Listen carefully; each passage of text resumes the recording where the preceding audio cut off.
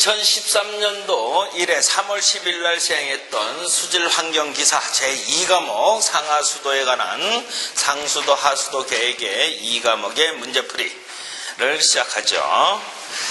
자, 21번 문제가 되겠죠. 21번 문제부터 40번 문제까지. 21번의 하수의 원형 단면 광고의 장단점으로 틀린 것은 안전하게 지지시키기 위한 모래 기초 외의 별도의 기초공이 필요 없다 그러는데 기초공이 필요하다라는 것을 알죠. 원이라는 것은 둥그렇기 때문에 어떻게 돼? 조금만 잘못하면 이게 구르죠. 구르기 때문에 바로 그것이 계속 연결해서 끼워야 되는 입장이기 때문에 반드시 기초공을 통해 가지고 움직이지 않도록 해줘야 된다라는 바로 단점이 있다.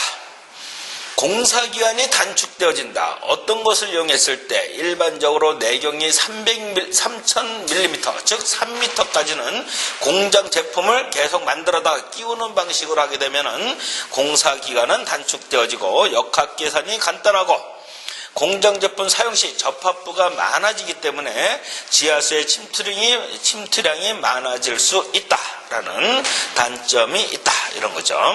그래서 답은 1번이 될 것이고, 두 번째, 정수 시설에서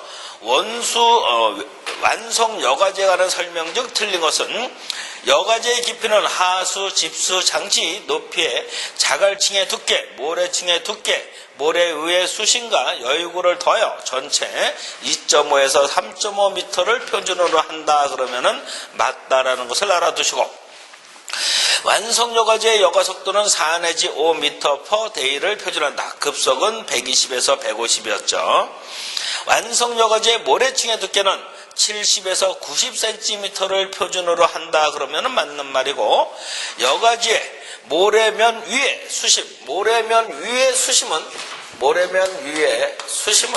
얼마를 표준으로 하냐면은 90에서 120cm를 기준으로 한다. 즉 0.9m에서 1.2m를 기준으로 한다는 것을 꼭 기억을 해 두실 필요가 있다.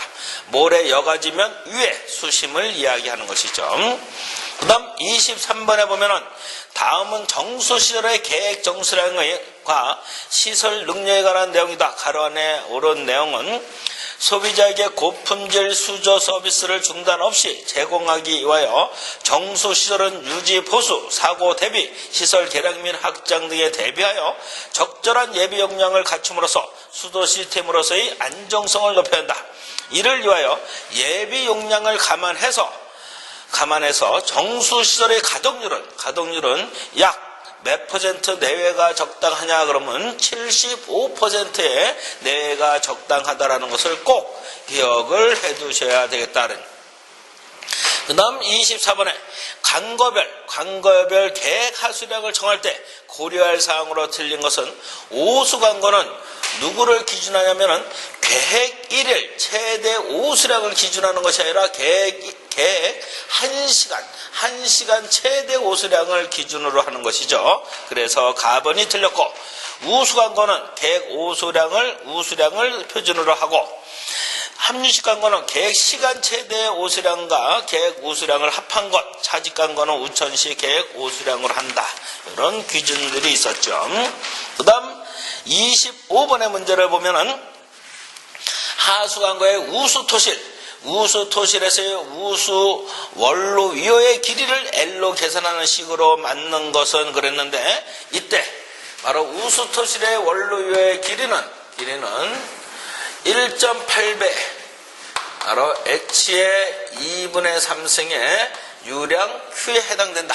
요 식을 하나 외워 두셔야 되겠다는 거. 우수토실에서의 원로 위호의 바로 길이를 한정하는 식. 이런 식은 자변과 우변의 단위가 같잖아요. 이런 것들을 실험식 이렇게 지칭을 하죠.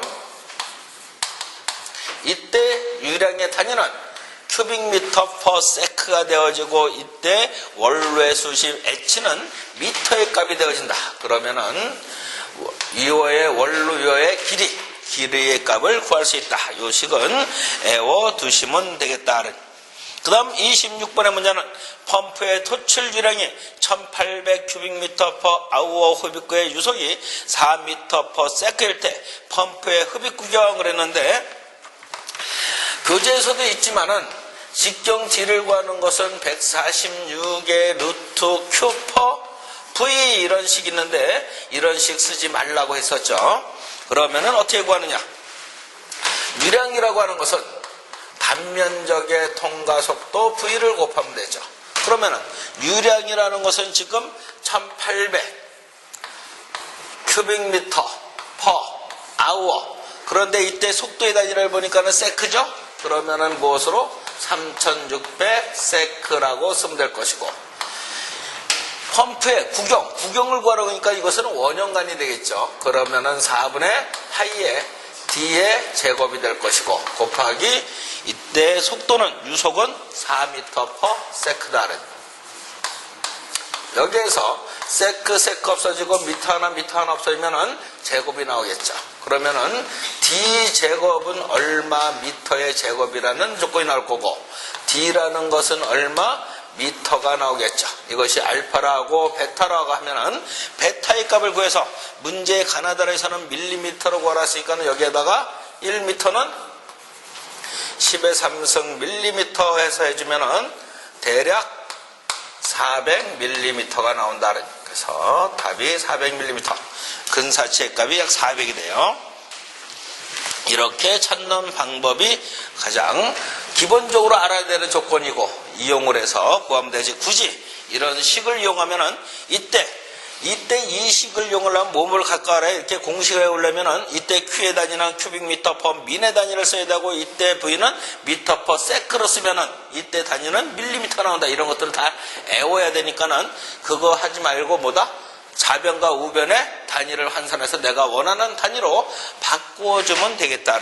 이렇게 구할 수 있으면 되겠고, 그 다음 27번의 문제를 보면은 용해성 성분인 무기물인 불소를 제거하기 위해 유효한 고도 처리 방법과 거리가 먼 것은 그랬는데, 일반적으로 정수 시설에서 불소의 제거는 응집침전법, 두 번째로서는 활성 알루미나법이라고도 얘기하죠. 이것도 응집제이기 때문에 응집침전법에 속하기도 하고, 그 다음에 또 하나는 골탄법이라는 것이 있고, 그 다음 전해법이라는 것이 있다. 그래서 대표적으로 응집침전법, 골탄법, 전해법, 전기분해법 등으로 제거할 수 있고, 이온교환법으로 제거하기는 상당히 힘들다. 즉 대개 이온교환은 양이온에 많이 이용되어지는데, 불소라고 하는 것은 음연이기 때문에 일반적으로 제거하기가 곤란하다. 그래서 답이 3번이 된다.